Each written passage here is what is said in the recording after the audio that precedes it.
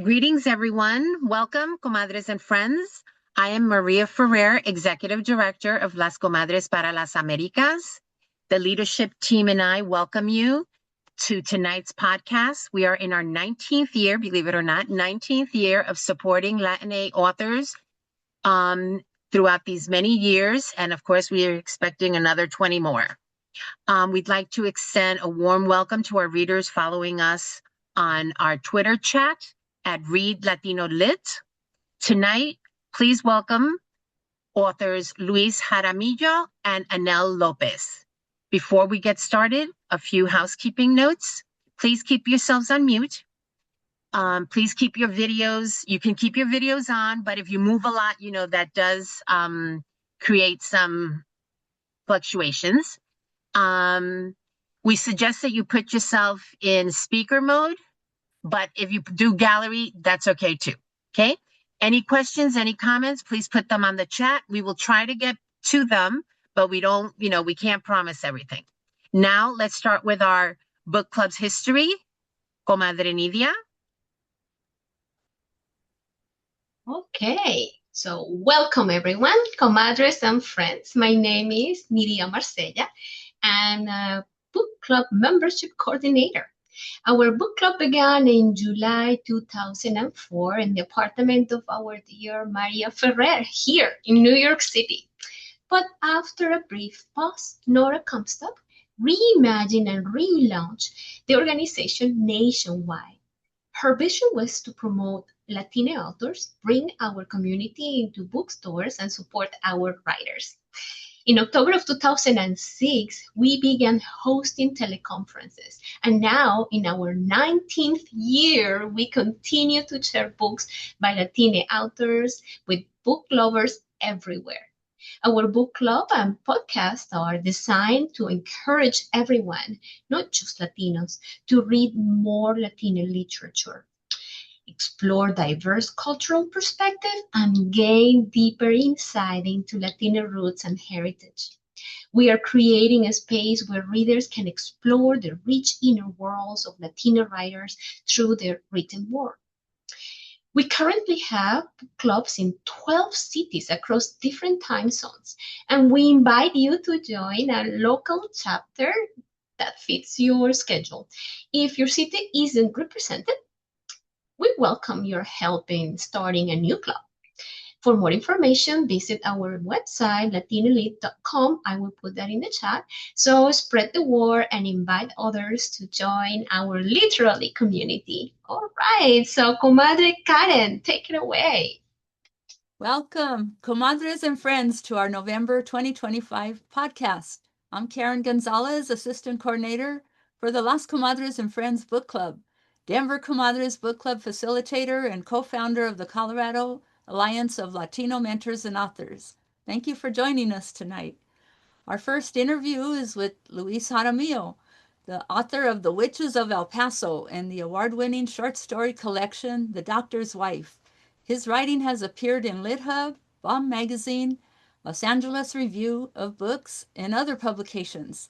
He is an assistant professor of creative writing at the New School. He received an undergraduate degree from Stanford University and an MFA from the New School. Interviewing Luis is Comadre Rachel Barrera. Dr. Barrera was born and raised in the Rio Grande Valley. She became a Comadre member in 2023. Self-proclaimed collector of anything Jaguar and an avid reader since the 5th grade when she participated in the Pizza Hut Book It reading program that gave you free pizza for reading books.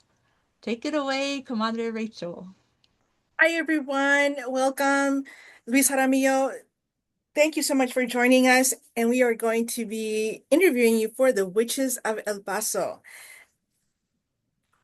Thank you. Thank you, Rachel. Thank you also, Maria and Nora, who I haven't seen for a long time. I'm very excited to be here with Las Comadres and friends. So the first question that we have for you is, how did you come up with this idea? Because there's a lot in this book. There's the generations of women, there's time travel, there's something called La Vista, which could be translated as the site. Can you talk to us a little bit about how you came up with the ideas for this book? Yeah, so when I first started to write the book, there was no time travel, there was no magic. But what there was my desire to write about my grandmother and her sisters and that generation. And so a lot of the stories that are in the book, I just sort of took directly from what they had told me and threw them in, but that wasn't a book. So it was, I started to write the book, just to say a bit about my grandmother. So she's very much like Olga in the book. She was the eldest. She was very smart. She was very religious and very sweet woman. She had a toughness to her too, but she was just like the sweetest. And then her next youngest sister was my great aunt Luce, who, like Luna in the book, was a real firecracker from an early age. The story that I like to tell about her most recently is that well, not recently for her, but when she was in high school, she had broken her leg and she had a cast on, but she really wanted to go to this dance, so she sawed the cast off so that she could go to the dance. So she was always like very focused on having fun. So even later in her years, she was in her, I don't know, 80s, wearing this little red dress and smoking her cigarettes and just like, having a ball all the time. So completely different from my grandmother, although they were still very close and almost seemed to communicate telepathically sometimes. And then they had a couple more siblings, but their third sister was my great aunt Carmen, who got married 4 times over the course of her life and changed religion each time. So that the last time I saw her, she was in her 80s and she was wearing a Star of David necklace. So, these women who grew up in El Paso, in kind of like in poverty. Their father died when they were young. Their mother took care of them by running a little grocery store that she owned and also a restaurant. And I don't know, I was just really fascinated by the idea of this little group of women who um, turned out so differently from each other and were so alive and fun. Anyhow, so I wanted to write about them. That wasn't a story, until this character Nena appeared. And Nena was not anybody who I initially thought was like someone in my family. But I recently found a very early draft, or maybe the very first draft, where Nena appears and she walks into the kitchen. She picks up an Oreo from the plate. She scrapes the cream out with her. She sort of opens it up, scrapes the cream out with her teeth, puts it back on the plate, and then picks up one of her sister's teacups and reads her future. And so when that character arrived, I was like, wait a minute, who's this? And I sort of pushed away wanting to write about magic at all for a while until someone told me I really needed to. And he was right. So then I just listened to Nena and had her tell me what the story was. And so she led me into all the strange places that the book goes. I mean, there are all the things about El Paso I wanted to write about, but then I had this character and I hadn't been in El Paso for a really long time. So I started to go back again and reconnect with family and friends. And yeah, Nena sort of took me everywhere. And so how did you end up choosing 1943 and I think it was like 1782? I think it was. 1782. Yes. So I wanted to have it be, I was thinking about the Mexican, or not the revolution, the El Grito, which was in like 1812, I think it was. And so I wanted that to be sort of like within the lifetime of Rosa, who's Nena's daughter, who's in the old time. And then I was also just really fascinated by World War II era El Paso. And for some reason, I kind of like knew a few stories about it. And also, those of you who've been there, there's a giant army base there still. And so it's always been, or for very, very long time, has been a place where the army had a huge presence, and even more so during the war years, of course. So yeah, I think that's why. And one of the things that you know, that were really vivid to me was how you described when she went back in time and in terms of like the smells and it was like musty clothes and body odor, and like that really made it pretty vivid for me to understand, oh yeah, like we're back in time, people probably didn't bathe as much. So what kind of research did you do in order to get that authenticity and to create that world for both Oh, for both for both generations that you that yeah. Thanks for asking that. Yeah, I think smell is such a great sense detail. It's not an intellectual detail, right? It's just this Mhm. thing that takes you somewhere. And I did book research. And so one of the things that I found was this book, a first person account of somebody going through El Paso del Norte, which is current day Ciudad Juarez, it must have been like in 1840, something like that. So an American had gone down and described what the cathedral looked like. So, there were animals living in it, there were birds inside, and just this kind of, it's like it was being used for storage.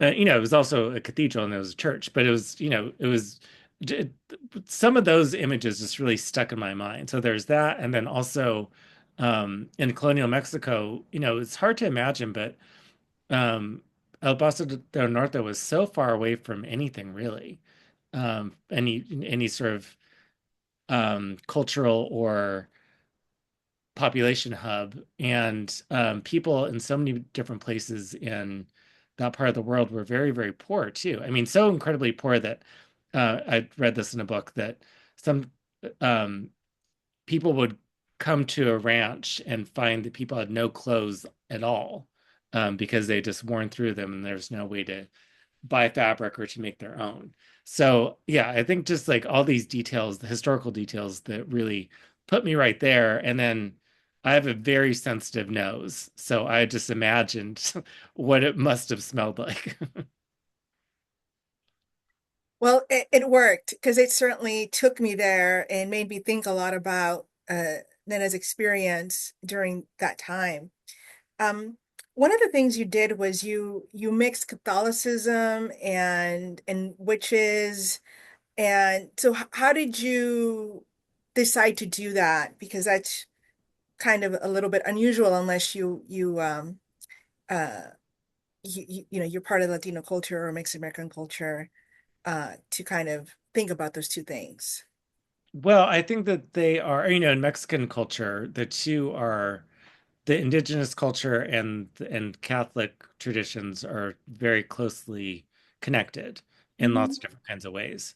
And so there are sort of, I guess, some family things, but my family is very Catholic, and I think in my mind they were sort of pushed away the idea that there was a different kind of spirituality. But then when I started to talk to family members, um, I learned that my grandfather was somebody who could sort of see things, and would greet spirits in rooms. And I've told the story before, but one time my he and my grandmother were at the airport waiting for my Aunt Gloria to arrive from California. She was just coming for the weekend to visit, and she was not married at the time, didn't have any kids. And my grandfather reached over to my grandmother's arm and touched it and said, Gloria has a baby. My grandmother was like, no, she doesn't. And then out she walks with a baby. And the baby was me. It was like, in the 1970s, my parents were like, oh, sure, just take little 9-month-old Luis to El Paso to see his grandparents. Anyhow, so I think that there's a long tradition, especially in, well, all different parts of Mexico, but my family's primarily from northern Mexico and New Mexico. And there's the different kinds of storytelling around witches and other kinds of, I don't know, supernatural beings or supernatural occurrences as part of the day to day, I think. And then even now, when I was going to El Paso and doing research. In the book, I write about a place, a market called the Cuauhtémoc Market, which is in Ciudad Juarez, and it's a real place. It's this huge witchy market where you can buy herbs and skeletons, skunk skeletons with the tail still attached, and skates, like from the ocean, dried skates. So yeah. Yeah, I totally understand the part of, if you're Mexican American or Latino, you grow up with it, right? And whenever I tell a story from my family, I have to tell my friends, this is totally normal for us. I live in a haunted house, and have to explain like it's okay. Like, um, and to add to that, you talk about witches and you briefly mentioned curanderas, but you went with witches and not curanderas. So what was the research around that and what made you go with brujas? Well, because I didn't, so witch is used in a derogatory way in the book. And Mhm. so Nena says that she's not a witch and she's not a curandera. She's not either of those things. But so for the title though, I wanted to pick two very strong nouns essentially. So witch people have lots of associations with the word witch. And so I wanted to use that really strong word and have people sort of like come to the book with some kind of expectation. And then people also, I think many people tend to have a very strong association, maybe not strong as witch, but have a strong association with the name El Paso too. And I think El Paso, and I wanted to kind of break down the the initial ideas that people might have about both of those terms. So witches, they're not really witches, they're something else in the book, although they do very witchy things. And then El Paso, I think for lots of people who don't know El Paso, they immediately think, I don't know, drug violence, immigration, and that's I guess part of what happens there and on the border, but there's so much more that I wanted to write about and to bring to light. And so one of the things that I noticed is that it's so familial, which is when, I introduce one of my friends back in Newark, Grand Valley, or myself, I usually would say, this is my name. My father is his name, and he's from Port Isabel, and my mother, like we kind of give a little genealogy and introductions. And one of the things I noticed of the book is that it's very interconnected in terms of the families and, also the break in the case, right? The connections of the case with Yeah. Marta and her family. And how was that planned, or did it just get weaved into it naturally when you were writing? Well, I grew up in Salinas, California, not in El Paso. So when I went to El Paso, and when in California, I guess my Aunt Gloria was around, but I didn't have like a ton of cousins or aunts and uncles and other people like that around. So when I went to El Paso, it was just like everyone was related to everyone else somehow. And my grandmother knew exactly how that, I mean, it was just amazing, like how she sort of like stored it in her brain. It was like family trees, but then also like other way more complicated ways of connection. But it's still sort of the same thing. When I go to El Paso, there's like I did a big book reading when I did a book launch there, and the person who hosted it was my dad's cousin's wife's sister's husband. Friend's roommate, from Yeah, yeah. college or something. We're very close now too, so it's all, yeah. And I think El Paso has that feeling of interconnectedness, for who knows why, but and partially Mexican culture, but also because it's very isolated still. The closest city in Texas is 4 hours away. Um, Yeah, I've seen that drive because I had a friend who lived there and he would visit family, and I'm like, wow, that's a drive, yeah, and all you from. you get to Marfa, which is lots of Mhm. art, I suppose, but not a big town. No, and there's not much in between either. Um, One of the things we also that we had a question submitted from the Denver network is how how did you make up the concept of La Vista, or how did you, through your research, did you come up with the concept of La Vista, the site? I think it was a process of paying attention to what was happening with Nena and seeing what was happening with her and trying to it always sounds crazy when I say this, but trying to listen to her and like put her words down on the page or her vibe.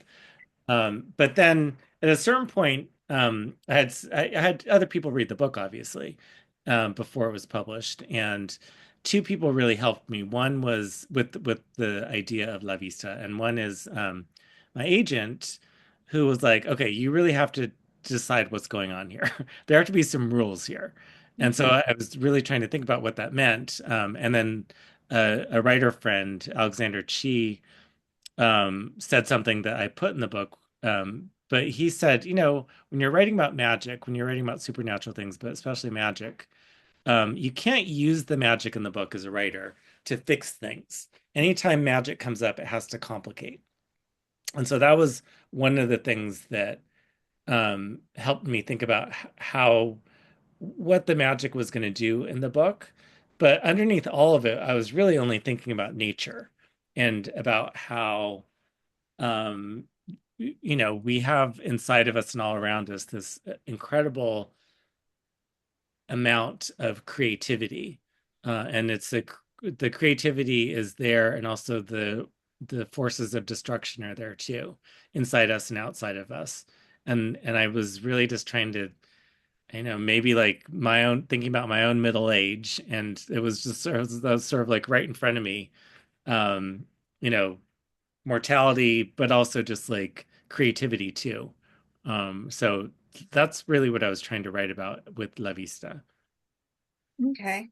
Um, and so not to give away too much, but it's the ending kind of lends itself to perhaps a sequel, right? Because there's, um, so will there be a sequel, or is this just a one book?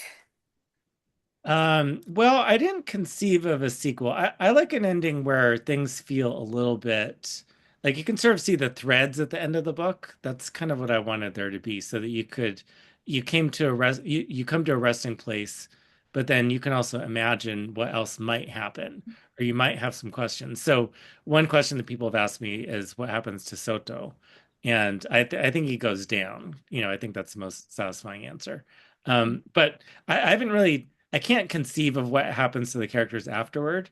What I have thought about is I really loved writing the character Sister Benedicta, and I would love to write something, maybe even just a short story about her when she was younger, and what that would have been like. She's like a very strong character, and I think in the book I mentioned that she goes to a convent in Mexico City, and that's where Madre Inocenta and she meet. So I don't know, that would be fun to write about and to research. So a question in the chat just popped up from Margarita. Is Sister Inocenta reincarnated into Rosa? Oh, hadn't thought about that. That's a very interesting question. I think that could be a possibility, and that's kind of a scary possibility. But Rosa is the relative of Nena and the rest of them. So Nena is her mother, but then also Rosa is her, great grandmother times whatever. But yeah, having Sister Inocenta be reincarnated makes it even more complicated. I like that. And where's the timeline? So any other questions in the chat? If you have any questions, please submit them now. We have about a few more minutes left. I just And saw that Margarita said that El Paso is very safe, which it is. And it's again one of the things I wanted to write about, which is that there's this border and it shouldn't make much of a difference, but it does. It's very safe on the El Paso side, on the Texas side, and then sort of infamously not very safe on the Ciudad Juarez side.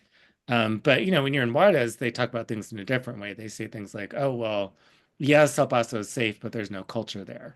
There's like a but again, it just always trips me out that you can walk across this little bridge and things feel completely different. I think there's so many places like that along the border. For me, when I go home, I cross the Cameron County line and I'm in a different place. It's a different feeling. Um, I don't say McDonald's, I say McDonald's. It's just an automatic type of thing. Um, yeah. So in terms of La Vista, and you said that magic is like something that always happens when you use magic. Why do you think that's kind of a trope in whenever magic is used in writing? Wait, can you ask that again? Sure. So why do you think magic is always bad? It's kind of almost like a trope that if you use magic, something bad has to happen. Oh. Is that something that you use specifically for this, or just because you were Well, um I think it was not something bad necessarily, but something has to happen. And mhm. it has to complicate things because that's what has to happen in a book, right? Things keep on getting more and more complicated until you reach something and then the book is over. So, nothing is neutral in the book. All of it makes things more complicated. And magic is just one of those things. Yeah. Great. So, any last questions that anybody has, put them in the chat right now. We're at the end of our conversation, and we're gonna go to the next author, Luis. Just as the last thing, are you working on anything else that's upcoming for you? Yeah, I'm working on a book about Salinas, California, where I'm from. Where I say where I'm from. I've lived in New York for 26 years, but I grew up in Salinas, California, and I still think of that as my home in some ways. And it's kind of crazy to say this, but no one has published a book set in Salinas, a novel set in Salinas since John Steinbeck wrote East of Eden. And I keep on searching and I can't find another one. So if anyone knows of one, please let me know. But anyhow, not very many books have been written about Salinas. The way that I grew up in Salinas, I was able to be in lots of different communities, and so I'd like to write about all those different communities, and in the ways that they're connected. Great, wonderful. Thank you. We look forward to that. And for now, we can read The Witches of El Paso by Luis Jaramillo. Thank you so much for joining us tonight. Thank you so much. Oh, gracias, compadre Luis and comadre. Our second interview is Annell Lopez, the winner of the Louise Merriweather First Book Prize and the author of I'll Give You a Reason, a finalist for the Penn Robert W. Bingham Prize for Best Debut Short Story Collection. Named a Best Short Story Collection of 2024 by Electric Literature, I'll Give You a Reason was longlisted for the Maya Angelou Book Award, the Reforma Latinx Book Award, and shortlisted for the Clark Fiction Prize. Lopez received her MFA from the University of New Orleans, where she was awarded the Joanna Leake Fiction Prize. She is working on a novel. Interviewing Annell is Comadre Maria Duarte Appelman, who was born in Guatemala. She came to Los Angeles at 5 years old. Maria received a PhD in bacteriology and became a professor at the University of Southern California. Now retired, she gardens and writes murder mysteries. Take it away, Comadre Maria. Right, I'm very pleased to meet you, Annell. You're It's so great to meet you, and thank you, Comadres, for having me. And thank you, Luis, for that awesome conversation with Rachel. That was really great to listen to. yes, it's great that we get to interview you and ask about your stories. Now, Thank your you. stories are mostly set in the Ironbound neighborhood of Newark.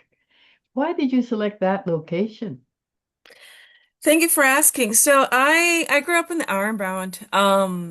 And it's funny, I was just listening to Luis talk about how he's writing this new novel and he wants to set it in Salinas because there aren't that many, I guess, authors who have, I guess in Steinbeck.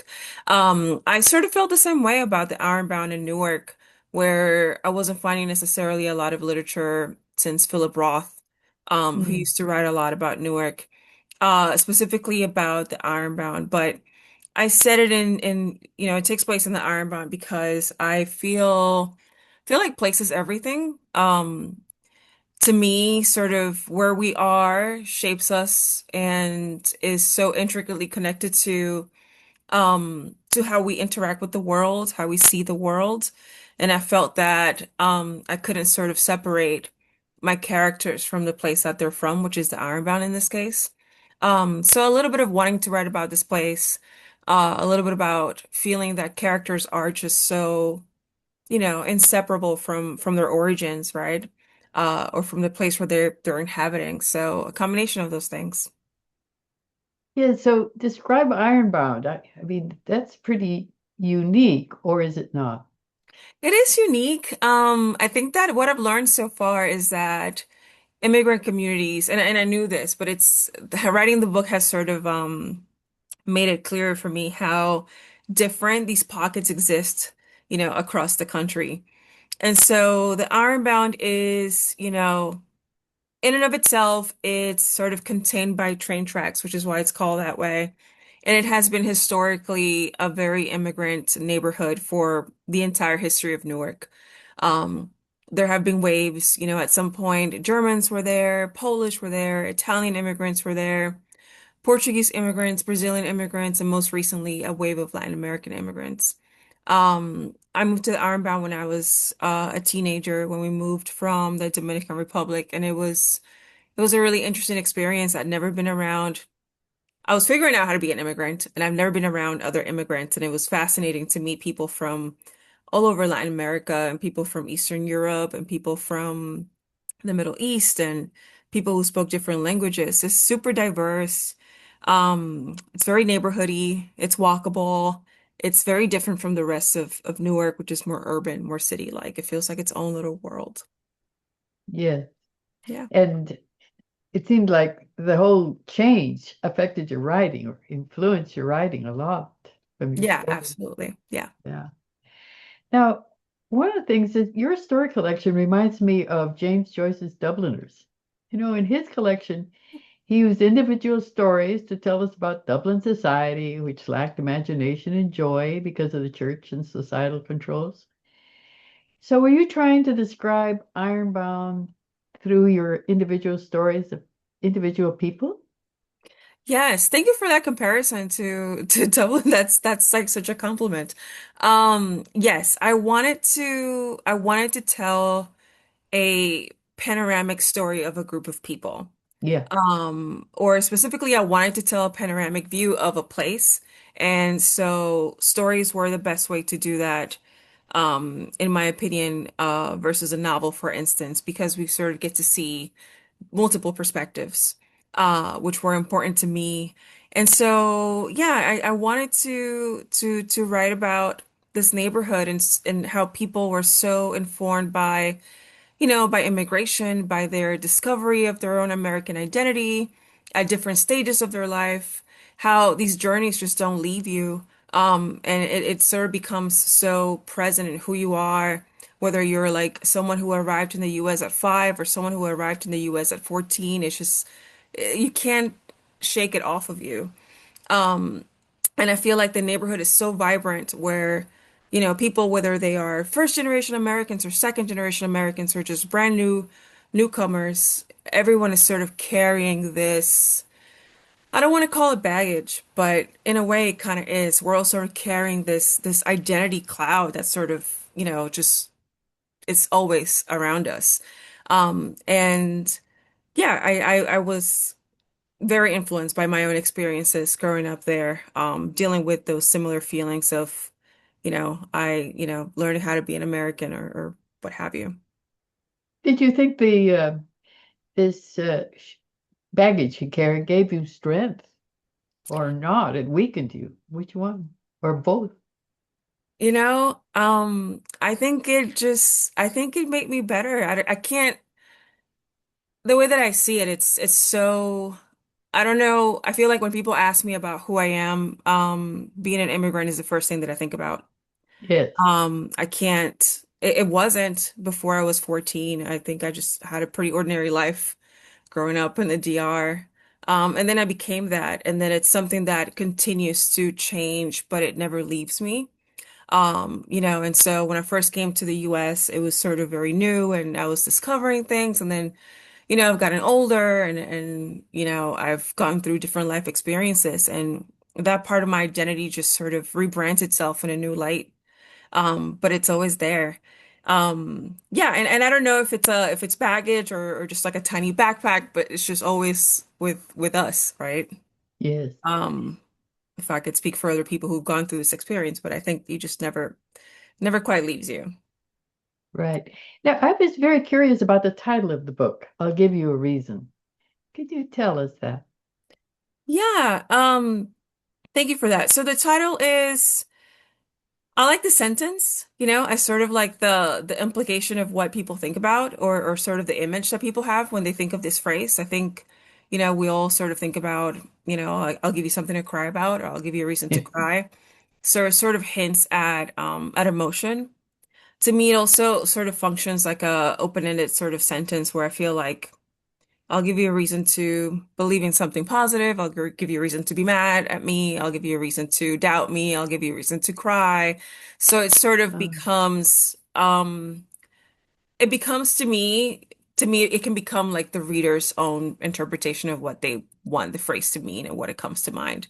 It definitely is it's meant to invite the idea of crying, which to me, it's more so about freedom and release than anything else. Your story, I'll give you a reason, is about a crying person. Yeah. Yeah. Yes. Yeah. I didn't quite understand why she was crying, actually. So she cries for no reason. And Right. quite literally, she cries for attention. And the narrator, on the other hand, can't cry. And so Mm. she sort of has this, this envy and this fascination with this girl, Maria, who cries for no reason whatsoever. But I like the idea of sort of how emotion becomes cultural, right? How for some people in certain specific moments of their life, just you can't release emotion because you just can't afford to be able to do that. So it's like, to me, even crying felt very political in a way. So I was just fascinated by the idea of emotional release as a thing that we don't all have access to in the same way. Yes, you do write about that. You Yeah. describe it. You describe the control that immigrants have to have. Yeah. And meantime, they have incredible, heartbreaking problems at home. And we're not allowed to show them. No. We have to control them. Yeah. So there's kind of like a control of your reaction and the anger you feel. Yeah. Wow. So anyway, when you try to control, I think we can't always. So you lead to destructiveness, Yeah. destructive outbursts and terrible consequences, Yeah. really. Now, the very first story, Eva's story, Hmm. she just learned that, like her parents, she's undocumented. So she Yeah. goes into deep despondency. And I can see it. She just loses all goals and all focus. And then in the next story that reminded me of this lack of control we have is 30 Miles West, where poor Hmm. Danny, he keeps missing school and he has a lot of trouble paying attention in class because he's worried about his father all the time. And his father Yeah. is bipolar Yeah. and office meds. I like Yeah. the way he said office meds. That's just that's the phrase people use. Yeah. Yes. Off their meds. And his meds. And so, and he, not only that, Danny's worried about he's going to be just like his dad. His Yeah. dad is impotent. He feels impotent. And there's a lot, by the way, there's a lot of impotency in this book. So notice Yeah, there's that. there's a lot of sex. There's a lot of sex and a lot of There's a lot of impotence, sex and there's a lot of sex from a sort of male perspective and there's a lot of impotence. which is very interesting because you're a woman. Yes. Yeah, it's been fun to write about. Well, anyway, about those two stories, 30 Miles West and Eva's story, um, at the end, they do go through an arc. They have an epiphany, Yeah. and they all of a sudden see a different path for themselves. And so you don't leave them in a downward path. Can you No. kind of talk about this? You're giving us Yeah. optimism. Yeah, I think that, the stories are very sort of real to me, where I do feel, I mean, I'm pretty sure every writer feels this way about their characters. They exist not just in our minds, but we fabricate these people and then we spend a lot of time with them. We spend years with these fake people, these made up people. And so I think that for me, as I'm working with characters, which is really sort of the seed of every story, I try to develop a sense of empathy and compassion for my characters.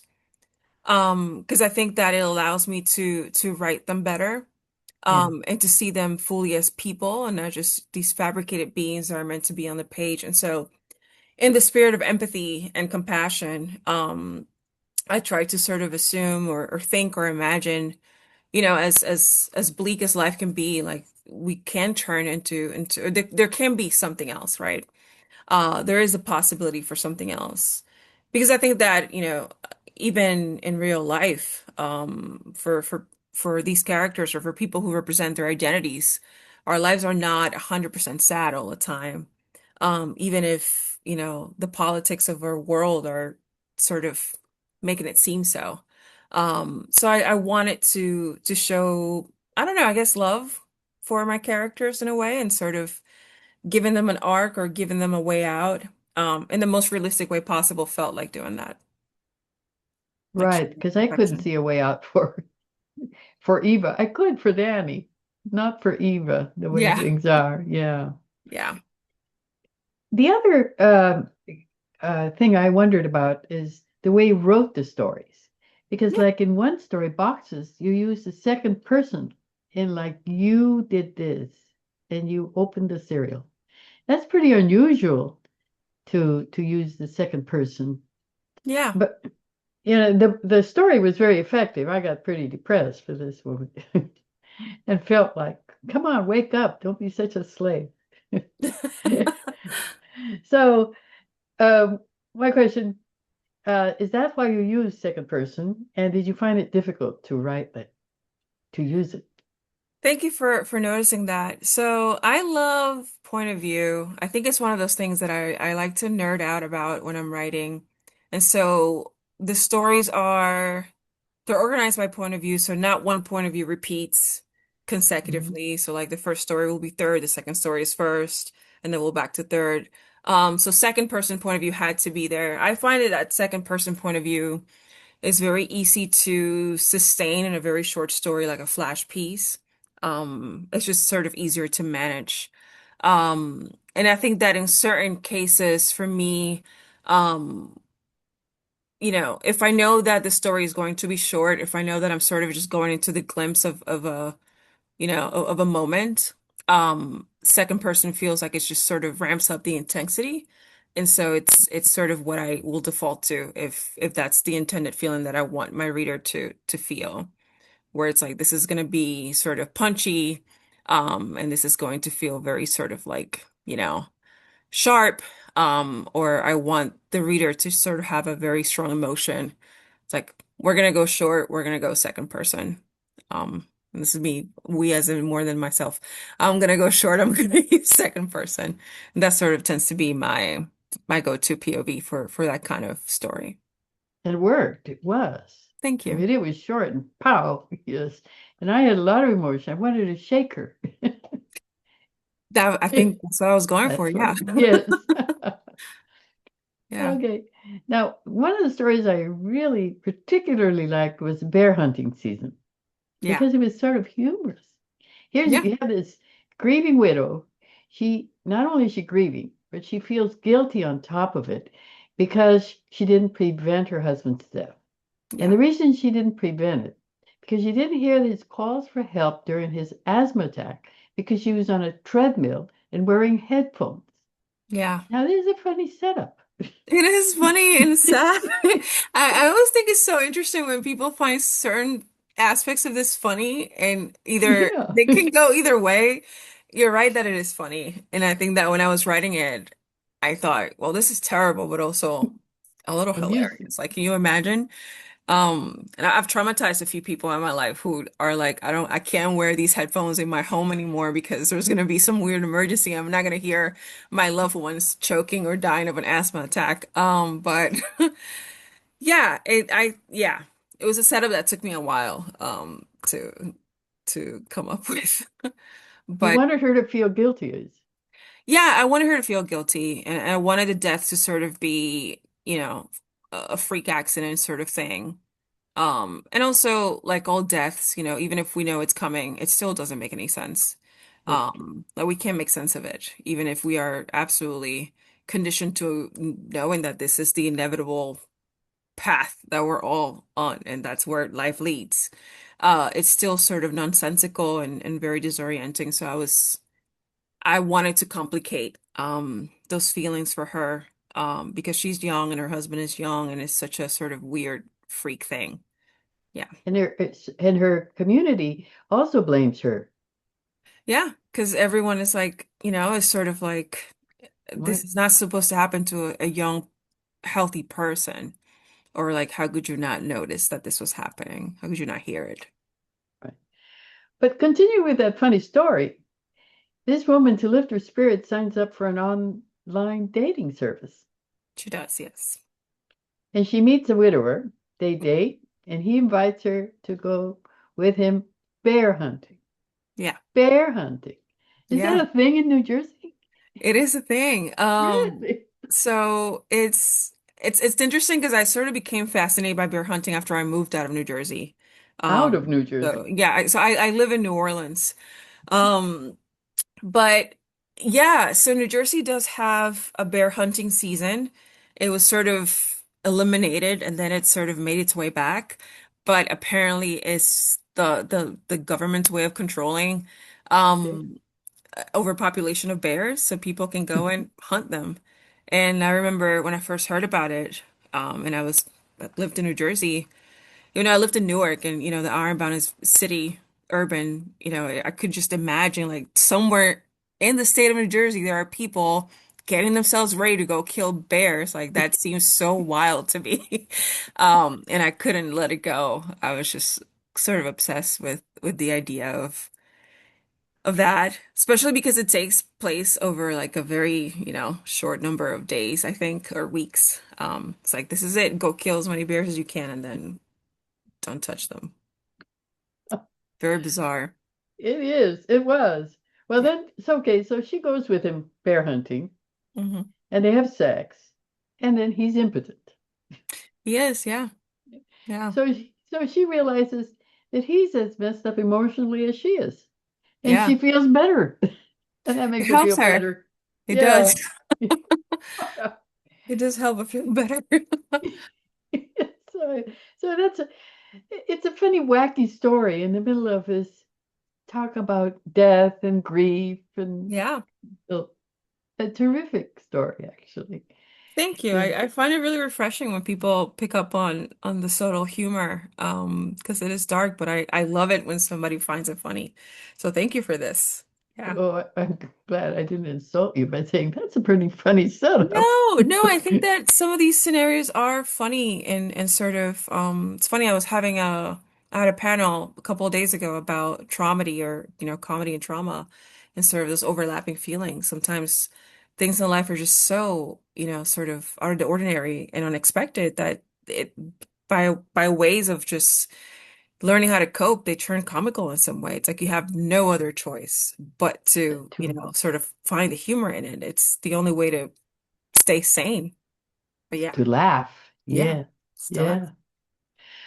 Well, going on the other side, you also have several stories about being Black Yeah, and then being made to feel other, yes, like Darth Vader and a trusting, loving child learns about cruel racism. Oh, gee.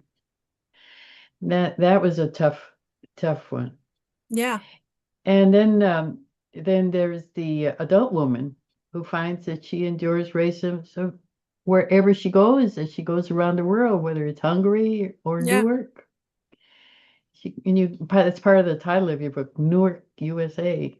So, yeah, so you basically you effectively tell readers about the experience of being other.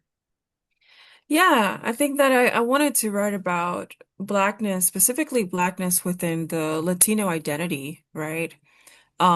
Because, as a person, as a Dominican person, it's there, it's present, it exists. Yeah.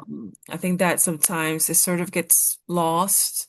But it's very much yeah, it's very much a present experience. Um, and it can happen in a myriad of ways within our own families, our own Oh, yeah. communities, which is what happens with a lot of these characters. It's like some of these experiences are outsiders who make them feel othered, but then some of them do feel sort of not beautiful or not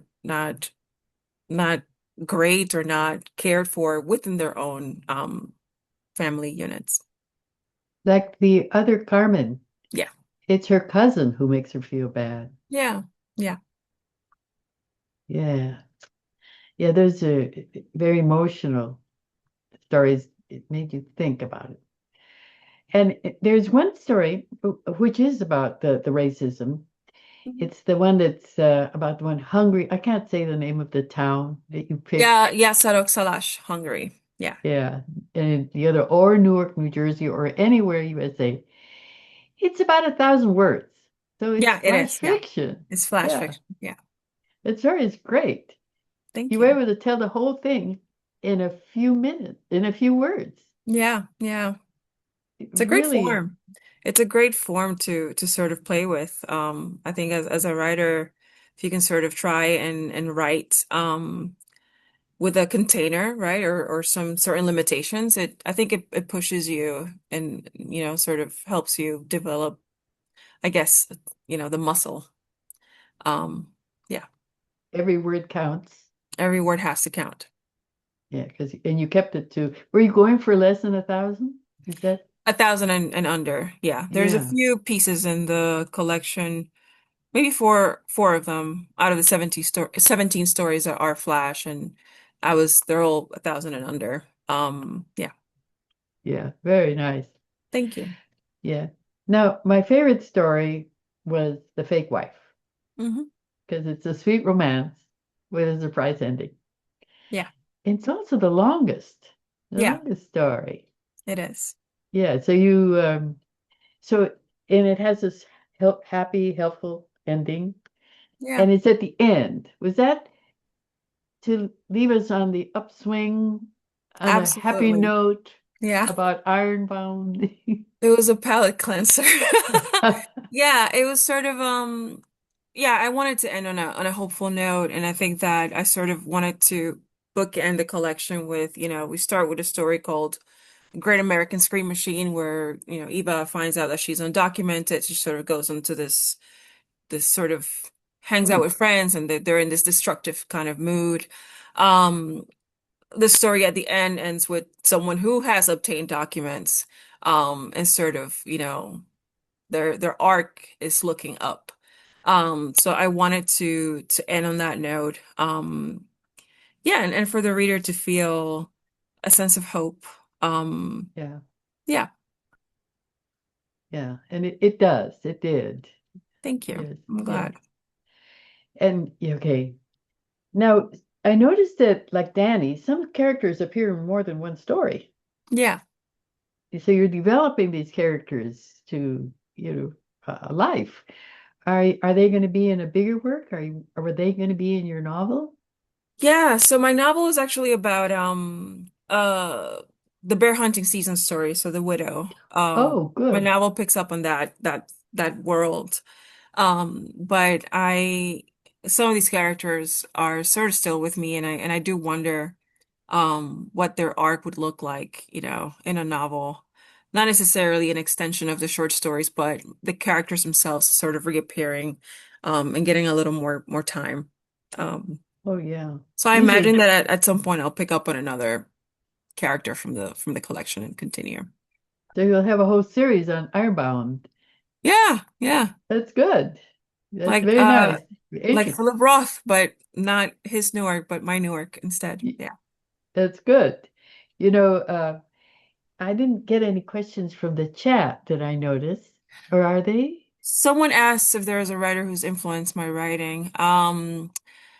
Yeah, tons of people. I think that I love the short stories of Danielle Evans, Edwidge Danticat. I've read a lot of Philip Roth, Junot Diaz, who writes about New Jersey. I've read a lot in my youth, Julia Alvarez. Uh, yeah, I guess a lot of writers. A lot of writers. I think James Joyce is one of your is James one of Joyce. absolutely. And Thank I you for read that. about that. Oh yeah, he's quite the man. But your collection reminded me of that immediately. Yes. Okay. Thank you. That's high praise. Thank you so much. Yeah. Now I give it the podium back to Maria Ferrer. Well, it's Nora who's going to join Nora, you. okay, thank you. Yes, fascinating interviews. Thank you so much. Really, I haven't finished reading the books, but I'm going to. We extend our heartfelt gratitude to our authors and their publishers, Primero Sueño Press and Feminist Press, for generously donating books to our early registrants. Special thanks to our incredible interviewers, Raquel and Maria. We appreciate our audience for joining us tonight and submitting your thoughtful questions. Most importantly, we want to recognize our dedicated volunteers without whom this book club and its associated work would not be possible. Mil gracias. Supporting Latina authors is crucial to our mission. We encourage you to write reviews on platforms like Amazon, Goodreads, and Barnes & Noble, as these reviews significantly impact publishers and potential readers. And consider purchasing books to directly support our authors. And if your local library lacks a title you're interested in, don't hesitate to ask them to order it. We also invite you to attend our virtual local book club meetings and to bring friends along. Remember, our book club is open to men and women, Latinos and non-Latinos. All are welcome. Let me see. Sorry, I can't seem to make this. Looking ahead, our December books are Salt Bones by Jennifer Javan and Latina Superheroes, Jalisco and Santa by Caden Phoenix. Thank you all for your continued support of Las Comadres and Friends National Latino Book Club. And please join us in celebrating and buying books and supporting Latino authors. Let's applaud and amplify diverse literary voices throughout the year. Good night. And as always, read Latino Lit.